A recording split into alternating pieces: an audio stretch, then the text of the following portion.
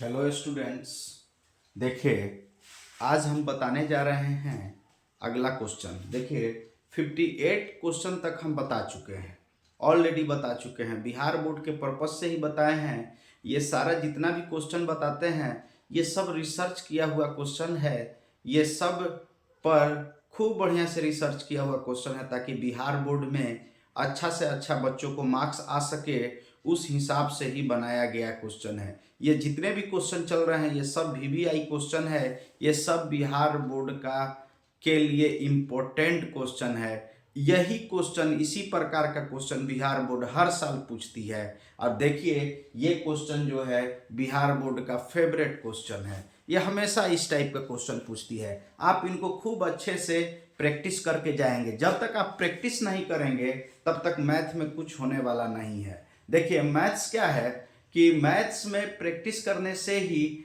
आपका आगे का स्कोप खुला हुआ है।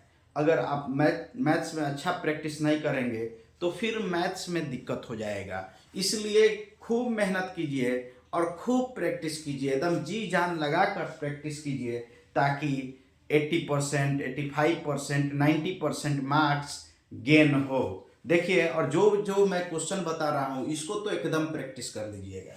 देखिए यहाँ पर क्वेश्चन है 59 नंबर क्वेश्चन। यदि एपी का आठवां पद, यदि एपी का आठवां पद 31 है और 15वां पद 66 हो तो प्रथम और सार्व अंतर ज्ञात करें। प्रथम पद और सार्व अंतर ज्ञात कीजिए। देखिए खूब बढ़िया से क्वेश्चन समझिए। क्वेश्चन क्या कह रहा है, यदि एपी का आठवां पद 31 हो। एपी का आठवां पद क्या है? एपी का आठवां पद 31 हो और 15वां पद 66 हो तो प्रथम पद और सार्व अंतर ज्ञात कीजिए। तो देखिए एपी का आठवां पद, जैसे आठवां पद बोल दिया ना, आप डायरेक्ट A8 लिखिए। A8 is equal to A plus 7D। ये फॉर्मूला एकदम लगाइए। आठवां पद बोला तो A प्लस 7D। अगर 9 पद बोलता तो A प्लस 8D, मतलब 8 से ये एक कम रखिए। ठीक है, एकदम आसानी से बना लीजिए। देखिए तो यहां पर क्या बोला है, देखिए आठवां पद ये है और ये कितना है, आठवां पद 31। तो आपका क्या हुआ, A plus 7D is equal to 31 हो गया। ये इक्वेशन 1 कर लीजिए। अब देखिए अब आपका बोला है कितना, 15वां पद। तो देखिए 15वां पद का मतलब A15 का मतलब होता है A plus 14D, A plus 14D। और ये कितना है, ये 66 है। तो हम लिख सकते हैं A plus 14D is equal to 66, समीकरण 2। अब देखिए वही पुराना, या तो विलोपन विधि या प्रतिस्थापन विधि जो पढ़ते थे वही, उसी विधि द्वारा इसको सॉल्व कर लेंगे। देखिए 1 में 1 माइनस 2 कर दीजिए, क्योंकि यहां पर भी A है, यहां पर भी A है, तो जोड़ने पर नहीं कटेगा, घटाने पर कटेगा। A से A एक एलिमिनेट हो जाएगा, विलोपन विधि द्वारा घट जाएगा और हमारा D का वैल्यू निकल जाएगा। तो ये एक हो गया A plus 7D is equal to 31, एक हो गया A plus 14D is equal to 66। अब क्या होगा, ये माइनस हो जाएगा, ये माइनस हो जाएगा, ये कट गया, ये भी माइनस हो जाएगा। तो देखिए 14D में से माइनस किया है ना, तो प्लस वाला माइनस, प्लस वाला माइनस, प्लस वाला माइनस और माइनस वाला प्लस होता है। तो अब A से A कट गया, 14 में से 7 गया, माइनस 7D और 66 में से 31 गया। तो देखिए ये माइनस 6 में से 5 गया, 6 में से 1 गया 5 और 6 में से 3 गया 3। देखिए ये माइनस माइनस कट गया, D इज इक्वल टू 35/7, 7 पचे 35। D का मान, D को ही सार्व अंतर कहते हैं, D को ही सार्व अंतर कहते हैं। और सार्व अंतर हमारा 5 आ गया, तो एक मान यहां पर निकल गया। दूसरा मान बोला है कि A का वैल्यू, तो देखिए समीकरण 1 में रख दीजिए A का वैल्यू, समीकरण 1 में a प्लस ये 7d इज इक्वल टू 31 है, a plus 7d is equal to 31 है, तो यहाँ पर d का वैल्यू रख देंगे। d का वैल्यू कितना है? 5 है, तो d के जगह पर 5 रख दिए इज इक्वल टू इतना, तो a इज इक्वल टू 31, ये प्लस 7 × 35, इधर आकर -35, a इज इक्वल टू -4। तो प्रथम पद मेरा क्या हो गया? प्रथम पद -4 हुआ और सार्व अंतर 5 हुआ। देखिए अगला क्वेश्चन बता रहा हूं। अगला क्वेश्चन मेरा 60 नंबर क्वेश्चन है। देखिए ट्रिग्नोमेट्री से ऑब्जेक्टिव में भी बहुत क्वेश्चन रहता है और सब्जेक्टिव में भी बहुत क्वेश्चन रहता है। बिहार बोर्ड का मैंने सारा मतलब क्वेश्चन का रिसर्च करता हूं तो देखता हूं कि ट्रिग्नोमेट्री जो बच्चा पढ़ लिया वो बहुत मतलब कि 15 से 20 मार्क्स ऐसा ही स्कोर कर लेता है। देखिए और यहाँ पर 60 नंबर क्वेश्चन बताने जा रहा हूं। यदि tan a is equal to 4/3 हो तो sin a और cos a का मान ज्ञात कीजिए। tan a is equal to 4/3 हो तो sin a और cos a का मान ज्ञात कीजिए। तो देखिए हम क्या करेंगे, हम सबसे पहले यहाँ पर लिखेंगे सॉल्यूशन लिखेंगे और लिखेंगे यहाँ पर tan a is equal to 4/3। देखिए ये होता है 4/3, ये होता है p/b। देखिए यहाँ पर 4/3, यहाँ पर देखिए a b c, यहाँ पर 90 डिग्री बना दीजिए और देखिए p यहाँ पर a बन रहा है तो इसके सामने परपेंडिकुलर यहाँ पर देखिए 4 है तो 4k लिखिएगा, क्योंकि ये रेशियो लिखा हुआ है, कांस्टेंट टर्म कट जाता है, इसीलिए कुछ मैथमेटिशियन लोग कहते हैं कि k लिखना जरूरी है या कोई कांस्टेंट देना जरूरी होता है। तो 4 लिखा हुआ है तो 4q, देखिए base b is equal to 3 है तो 3k लिखेंगे, 4k 3k। देखिए क्योंकि ये रेशियो है, h हमको पता नहीं है, h हमको पता नहीं है, तो हम जानते हैं पाइथागोरस थ्योरम से h² is equal to p² plus b², under root p² plus b²। यहाँ पर h क्या है तो h ac है, h क्या है ac है, और p क्या है bc का स्क्वायर प्लस ba का स्क्वायर। देखिए ac इज इक्वल टू, देखिए bc को हम लिख देंगे, देखिए bc को लिख देंगे 4k का स्क्वायर और ba को लिख देंगे 3k का स्क्वायर, ये लिख देंगे। अब ये जब लिखेंगे तो आगे हमारा लाइन चलेगा AC इज इक्वल टू, ये देखिए 4 का स्क्वायर 16k स्क्वायर और 3 का स्क्वायर 9k स्क्वायर, तो AC इज इक्वल टू, देखिए ये होगा हमारा 25k स्क्वायर, और 25k स्क्वायर को हम लिखेंगे, देखिए 25 को लिखेंगे 5 into 5, 25 को लिखेंगे 5 into 5 और k को लिखेंगे k into k। तो देखिए यहाँ पर 2 5 में 1 5 निकल जाएगा, 2k में 1k निकल जाएगा, तो ये हमारा जो होगा h 5k आया। अब देखिए हमारा क्या करना है, साइन a का वैल्यू निकालना है, साइन a। तो साइन a होता है p/h। p कितना है तो p 4k है और h कितना है 5k,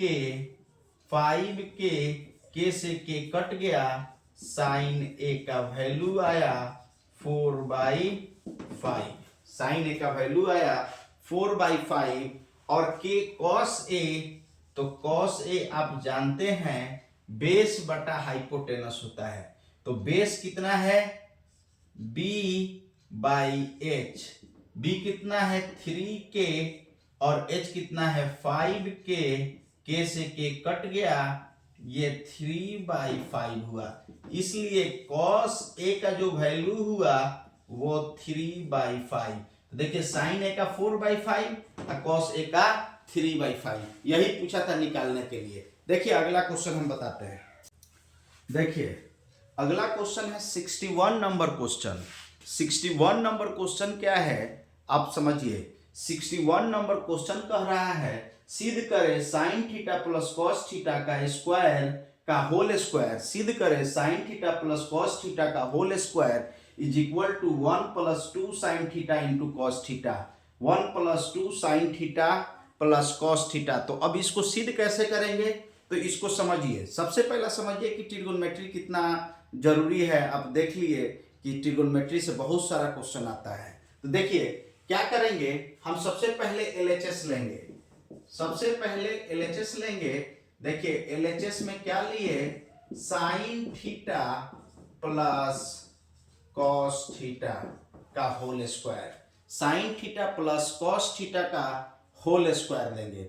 जब होल स्क्वायर लेंगे तो इसको तोड़ेंगे a प्लस बी का होल स्क्वायर पर, यह होता है a square plus 2ab plus B square. इस फॉर्मूला को याद रख लेंगे, इस फॉर्मूला पर ही तोड़ेंगे।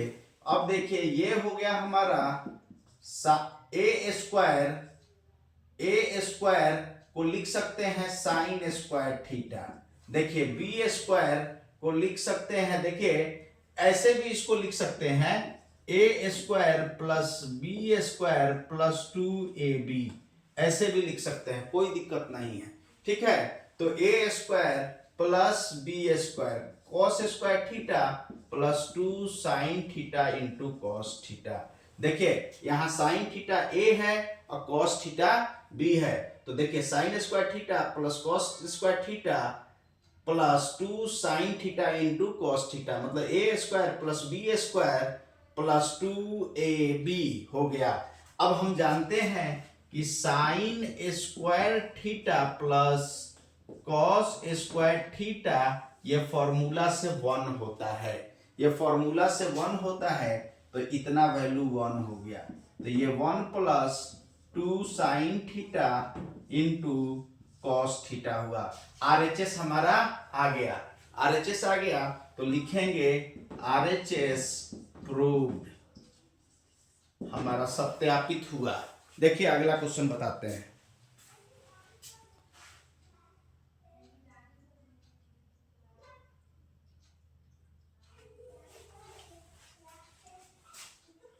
देखिए अगला क्वेश्चन है मेरा 3 cos स्क्वायर थीटा। अगला क्वेश्चन है 3 cos स्क्वायर 60 डिग्री। देखिए 62 नंबर क्वेश्चन, ट्रिगोनोमेट्री बहुत पूछता है जी, बहुत पूछता है। देखिए 62 number 3 cos square 60 plus 2 sine square 30 minus tan square 45 degree का मान क्या होगा। तो देखिए यहाँ पर हम बहुत आपको हेल्प करेंगे, ये एकदम विश्वास रखिए, पूरा जी तोड़ मेहनत कराएंगे आपसे ताकि आप अच्छा रिजल्ट ला सकें। तो यहाँ पर देखिए अब हम क्या करेंगे, यहाँ पर उतार लेंगे 3 cos square 60 degree plus 2 sine square 30 degree minus tan square 40 degree. देखिए हम जानते हैं कि साइन, देखिए 3 साइन 60 डिग्री cos 60 डिग्री का वैल्यू, cos 60 डिग्री का वैल्यू कितना होता है, तो cos 60 डिग्री का वैल्यू 1/2 होता है, तो ये 1/2 का स्क्वायर हो गया, plus 2 into sine square 30 degree, इसका भी वैल्यू 1/2 होता है, तो 1/2 का स्क्वायर हो गया। तो देखिए यहाँ पर tan स्क्वायर 45 डिग्री, तो tan स्क्वायर 45 डिग्री मतलब tan स्क्वायर का 1 का स्क्वायर, tan 45 1 होता है। देखिए यहाँ पर लिख देते हैं cos 60 1/2 sin 30 1/2 tan 45 डिग्री ये 1, ये वैल्यू होता है, ये वैल्यू याद रखेंगे। देखिए इस तरह से, तो ये क्या होगा 3 × 1/4 प्लस ये 2 × 1/4 -1। देखिए 2 से ये 2 बार में कट जाएगा, तो ये 3/4 हो गया प्लस 1/2 -1। अब देखिए यहाँ पर क्या करेंगे, 4 एलसीएम ले लेंगे, 4 2 1 का एलसीएम 4 ले लेंगे। अब क्या होगा, 4 का लेंगे तो 4 से 4 एक बार में, 1 से ऊपर 3, और 2 से 4 दो बार में, तो 2 से ऊपर 1 से 4 4 बार में, तो 4 से ऊपर गुना कर देंगे, तो ये क्या हो जाएगा हमारा 3 2 5, 5 - 4/4, ये 1/4 हो जाएगा। अब देखिए इसका वैल्यू निकालना था, इसका वैल्यू 1/4 हो गया, यही मेरा आंसर होगा। देखिए अगला क्वेश्चन,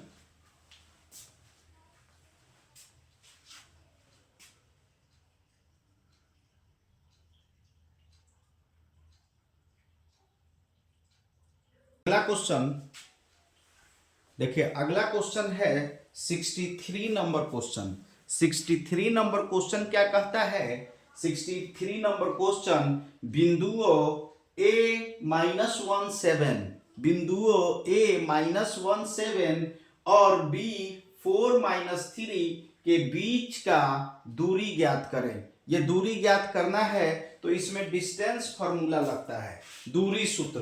देखिएगा, याद रखिएगा, ये दूरी सूत्र लगता है। दूरी सूत्र होता है, दूरी के लिए देखिए दूरी निकालना होता है, तो क्या होगा, ये x1 - x2 का whole square plus y1 - y2 का होल स्क्वायर, ये भी लिख सकते हैं और ये भी लिख सकते हैं। x2 - x1 का होल स्क्वायर, y2 - y1 का होल स्क्वायर, दोनों आप लिख सकते हैं। दूरी सूत्र में दोनों सूत्र लिख सकते हैं। देखिए यहाँ पर हम इसका सॉल्यूशन देते हैं। देखिए 2 पॉइंट दिया हुआ है, एक पॉइंट ए दिया है -17, इसको बोल दीजिए x1 y1, इस पॉइंट को बोल दिया x1 y1। दूसरा पॉइंट हमारा दिया हुआ है, दूसरा पॉइंट दिया हुआ है 4-3, इसको बोल दीजिए x2 y2। देखिए इस पॉइंट को a -17 और b 4-3, इसको x1 y1, इसको x2 y2। अब AB दूरी क्या होगा, तो AB जो डिस्टेंस होगा √x1 - x2 का स्क्वायर, y1 - y2 का स्क्वायर। देखिए x1 - x2, x1 कितना है -1, तो -1 और -4 का होल स्क्वायर। अब देखिए y1 7, देखिए 7 और माइनस ये प्लस हो जाएगा, +3 का होल स्क्वायर। देखिए y1 7 माइनस y2, तो -3 है तो माइनस क्या हो जाएगा, प्लस हो जाएगा। तो यहां पर हो गया हमारा -5 का स्क्वायर और 10 का स्क्वायर। -5 का स्क्वायर भी हमारा +25 होता है 25, तो ये 25 हुआ, और इसका स्क्वायर देखिए 100 हो गया, 10 का स्क्वायर 100 हो गया। तो अब क्या होगा, देखिए ये 125 हो गया, तो 125 को लिखते हैं 5 × 5 × 5, मतलब 2 5 पर एक 5 बाहर आ जाएगा, 2 5 पर एक 5 बाहर आ जाएगा, एक 5 रूट के अंदर रह जाएगा। तो ये होगा इतना वर्ग इकाई, इतना वर्ग इकाई। देखिए ये आपका आंसर इस 63 का आ गया। देखिए यहीं पर अपना मतलब क्वेश्चन को समाप्त करने से पहले एक घोषणा करना चाहते हैं कि आप मेरा YouTube चैनल को सब्सक्राइब कर लेंगे, ठीक है, ताकि मैं जो भी पढ़ाऊँ वो आप तक पहुंच सके, और इस सीरीज को छोड़े नहीं। देखिए दूसरी बात, इस सीरीज को छोड़े नहीं, बहुत VVI क्वेश्चन दूंगा अभी, और इससे आपका बोर्ड एग्जाम जो है, बिहार बोर्ड एग्जाम बहुत आसान हो जाएगा, और आशा करता हूं कि आप मेहनत करेंगे और बोर्ड एग्ज़ाम का रिजल्ट भी अच्छा करेंगे। Thank you so much.